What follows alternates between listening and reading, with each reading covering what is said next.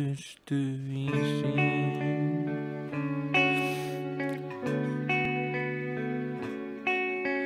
Mä huomasin itsessäni erityistaitoja.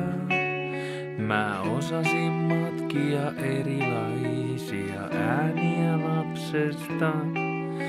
Ja yksi niistä oli muun muassa pylly.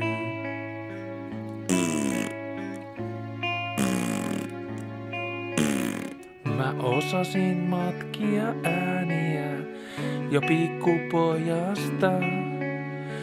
Yksi erikoisuuksista oli kivääri, se piti tällaista ääntä.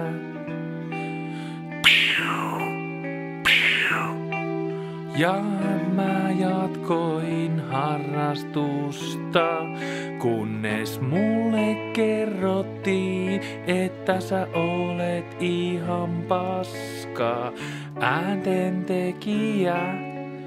Ja mä aloin metsästämään ja ostin kampeni aina osoitteesta jokierä.fi, se on lempipaikkani.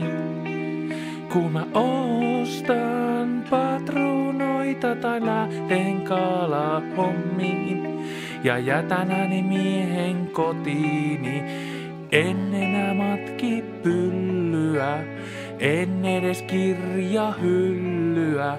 Mä tahdon vain kaikkien luokse tulla ja kertoa ilosanomaa, joka menee jokierä.fi. Valtakunnan seksikän eräverkkokauppa on jokierä.fi. Tästä voisi tehdä se